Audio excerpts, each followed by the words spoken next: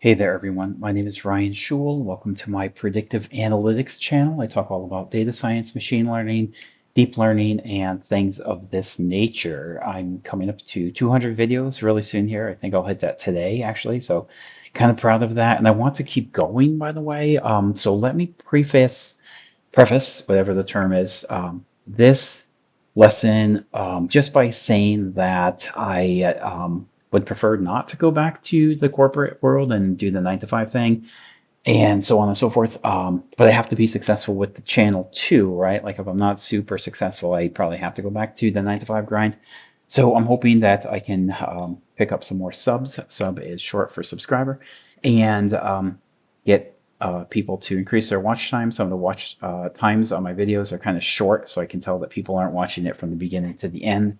But I would like to pursue this as a full-time career rather than just a hobby. So I'm trying to cross my fingers and just getting hopeful that that this channel can become successful. And I think we're leaning towards that, but it's got a ways to go. So let's see how everything shakes out. So today's lesson is pretty cool. It's about getting AI agents to analyze stock prices and make recommendations. We're going to use a Jupyter Notebook and Python code, of course, because I do this for all of my lessons that I demonstrate over here, all the demos I make and showcase over here. So why would we use an AI agent for investing and trading strategies, right? There's several reasons. We can use data-driven decision making, basically eliminating the empathy or the feeling or the emotions for making decisions. Sometimes people get really emotional about their stocks and they fall in love with a particular stock. You cannot fall in love with a stock for one reason and one reason only, because that stock will never fall in love with you. So why would you love that thing back, right? So you want to remove the emotion from the stock. Don't fall in love with any one stock or any company. Please don't do that, because it is not mutual, and the company will not like you as much as you like it. That will never happen, right? So you want to remove emotions, make your decisions more driven by data, use predictive analytics and pattern recognition. I'm going to show you how to do that. Use different machine learning models. Okay, we have a couple of models we're going to look at today. Pretty simplistic, and there's all kinds of different ML algorithms that you can apply in these data sets. So this is just one example, so keep an open mind. This is just one way to do it. Automation and speed, right? We can import data very quickly from the web and analyze it much faster than any human being can achieve the same results, right? So automation and speed is a huge advantage. And to reduce emotional biases, that's what I just mentioned. Don't fall in love with the stock, because it will not love you, I can guarantee it. Risk management, we try to manage our risk exposure and diversify the investments that we have in the portfolio. And I'll show you that in just a minute. We don't want to necessarily have a lot of money invested in one or two or even three different stocks. We want to pick a bunch of different stocks, and preferably different industries or different sectors, right? So we can diversify across different types of investments, right? And we would have more exposure to market risk or some type of diversified risk only, but not sector specific risk or security specific risk. That can be very dangerous. You could invest in a stock that happens to take off and you make double or triple your money, but realistically, that's probably not going to happen. So don't even try for that. That's more gambling. That's not investing, right? We want to focus on investing here and diversified, responsibly created and maintained portfolios, right? And portfolio optimization is another reason that we could do this. I have another video on my channel specifically about portfolio optimization. If you Google that, not if you Google that, I mean, if you search for that on my channel, you'll find that there's only one on that. So take a look when you have some free time. So here's a bunch of tickers I'm going to pop into a list, and I'm going to pull historical data from these 24, I'm sorry, I'm looking at 24. Sorry about that. We have about 30 stocks. This is the Dow 30 here. These are all the components of the Dow. And I'm pulling in the last 24 months of trading, right? So we're going back in time 2 years. So it goes pretty quick. Like I said, speed is a huge advantage with these processes, right? Where you eliminate the emotions for making a decision. I just mentioned over here, right? And try to automate the process and make it more data driven, right? That's what we're trying to achieve here. So I pulled in the historical data. I'm going to create some buy and sell signals looking at the 50-day moving average and the 200-day moving average, right? And the 50-day is greater than the 200. I'm going to add a 1, right? So 1 is just going to be a flag that says go ahead, and this is going to be a positive buy signal. We're going to look at that more closely, or just recommend that as a buy signal. And if not, oops, accidentally made a tiny mistake there. Let me undo that. So we add a 1 to a buy signal, or a -1 to a sell signal. So if it's not a buy, it's a sell. If it's not a sell, it's a buy, right? So we're looking at 50-day moving average across crossing over the 200-day moving average. So we're looking at a shorter moving average that fluctuates more over longer maturing, over longer moving average that moves just more slowly, right? Because you have a 200-day lag versus the 50-day lag. But we're assuming here if the 50-day lag is picking up and crossing over to 200-day moving average, then the stock is probably taking off, and it's probably a good buy signal, right? It's a good buy signal for us to get into this thing. So let me go ahead and refresh the next cell here. So we have the month and the year. We are going to convert or roll these up into monthly and yearly frequencies, so we can look at the actual return based on the month and the year for each of these stocks. So if you look here, the first one is, what is this, Apple? Okay, so we have the daily returns, and you can see that here. If you want the daily returns, you can just comment that I'll actually have the daily returns and the monthly. I want to just focus on just the big picture here, so I'm going to leave the comment in. If you want to see those, by all means, you can just undo that comment just to leave it there, right? So here we have the Apple daily returns. It says daily. It's actually like yearly. You can see it. It's pretty clear. It's yearly. And then the cumulative return is 66.56%. And remember, going back 2 years in time, this was 24 months, right? And you can change this to be whatever you want. If you want this 3 years, 4 years, 5 years, to have a 200-day moving average, you have to have at least 200 days or 201 days of trading activity, right? And the market, I think there's 252. You subtract out all the Saturdays and Sundays, and I think there's 11 days for holidays. You have Christmas, New Year's, what else? 4th of July, Thanksgiving. What else? There's 11. There's a few others I'm missing. Whatever. There's 11 days plus all the Saturdays and Sundays. So you have about 252 trading days in a year. So you would have to pick, if you want at least a year of data, at least 252. And for the 200-day moving average, you need at least 200 days, right? You can't calculate this if you have just 2 or 3 months, right? It doesn't make any sense. So we want to go a little bit long-term and get better historical volatility of all these stocks, right? And understand how the stock price is going to move over time. We don't really want to focus on the short-term analysis in this scenario. Now, in other scenarios, you might want, let's just look at 3 months or 6 months or something like that. But in this is a little bit longer perspective, right? And we want a longer term historical type of fetch when we go and get all these data points from the Yahoo API, right? So that's what this is doing. Hopefully that makes sense. So here's Microsoft. It's up 64% in that 24-month time window that we're looking at. Amazon's up 126%. JP Morgan is up almost exactly 100%. Walmart is up 102, so on and so forth.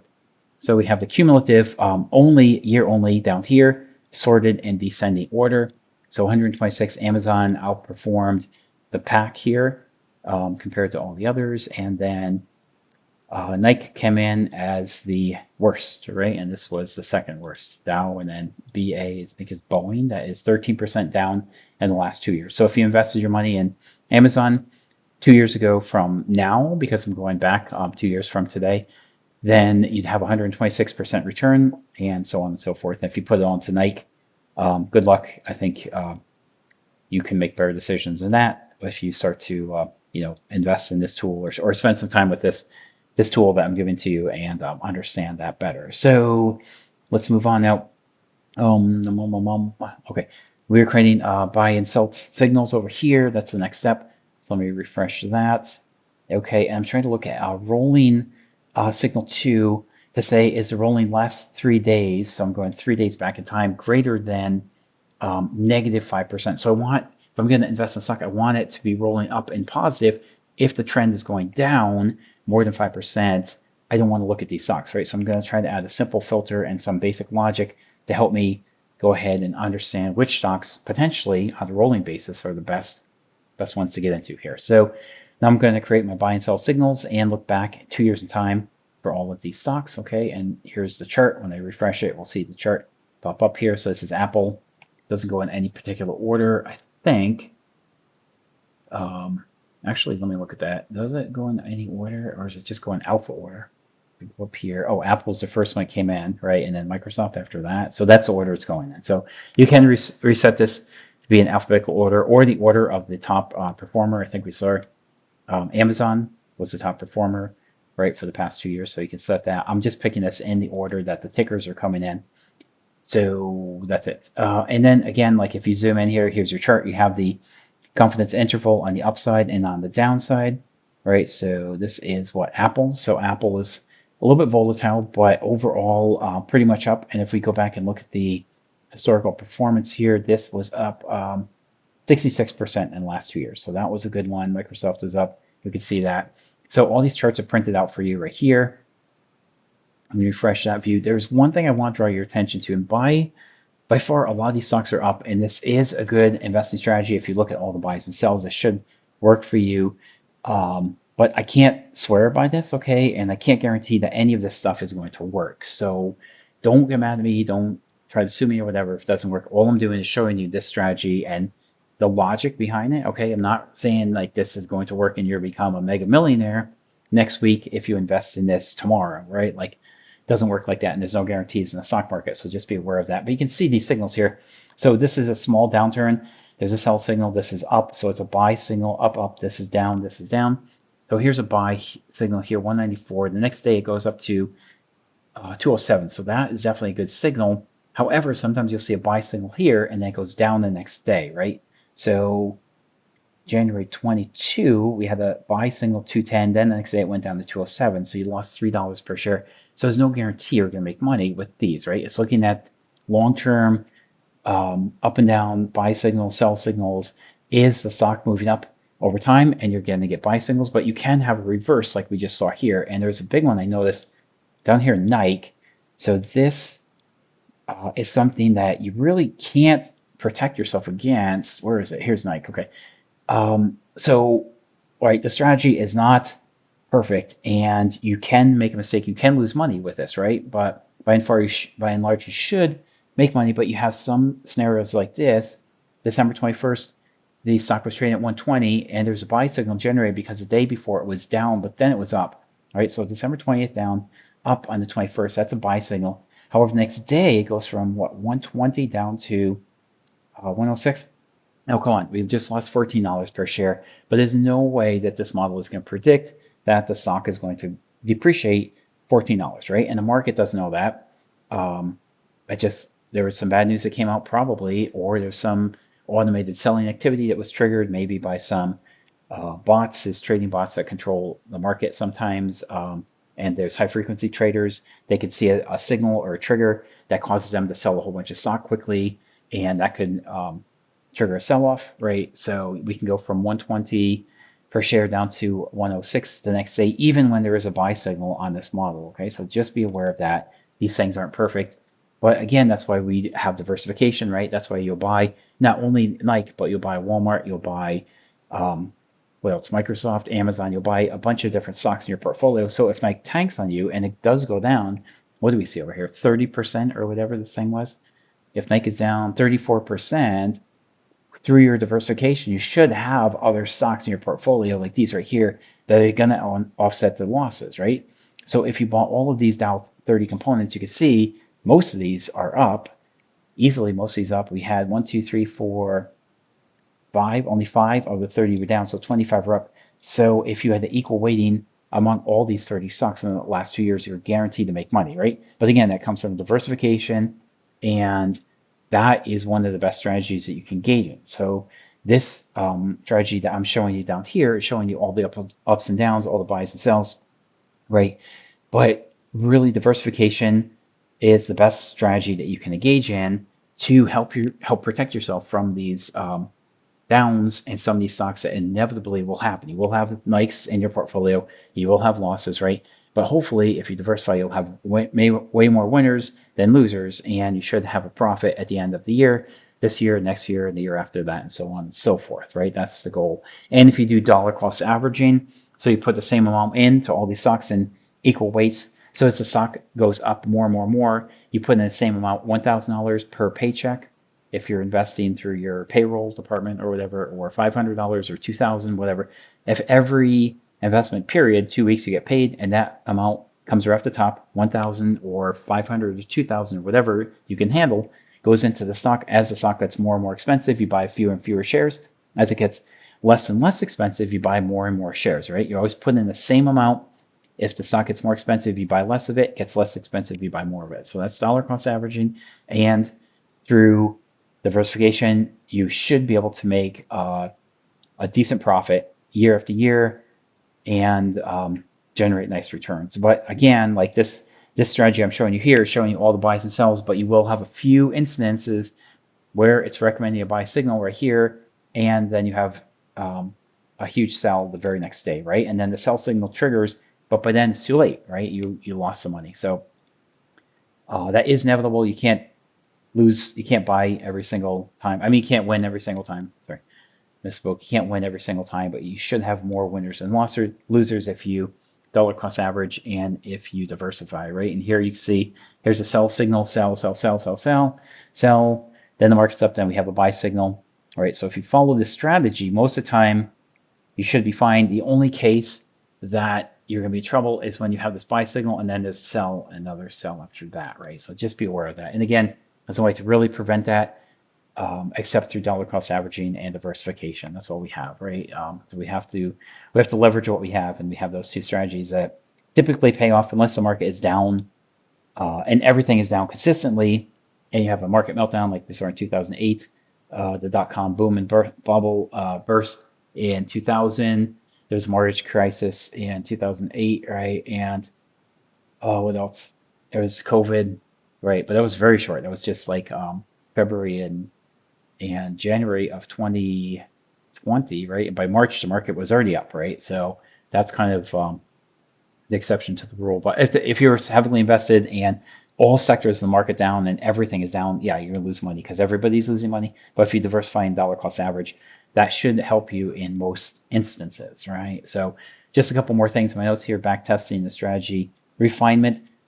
That's what this strategy is looking at here. Adaptive learning. So we're using these AI agents to adaptively learn over time, right? And they're learning more and more as new information becomes available. That's all these buy and sell signals, right? Sentiment analysis. So that could come from news that we see coming out from Google, from Microsoft, MSNBC, I think is one. What else? All the big news outlets are going to have news and they're going to be reporting on it, right? So there's sentiment analysis that you can actually bake into your investment strategies. That's another thing to do. We didn't do that here, but that might be material for another video I can come up with sometime soon. Diversification, so I mentioned that, right? Diversification and portfolio optimization, and dollar cost averaging, right? Those are the things that we can leverage for consistent and persistent returns. Most of the times, there will still be exceptions, like the 2008 financial crisis, the dot-com boom and bust, COVID, the first couple months of 2020. But again, like long-term, if you have a long-term horizon, you should be immune to these short-term vagaries and variances and random movements. These are random movements in the market, right?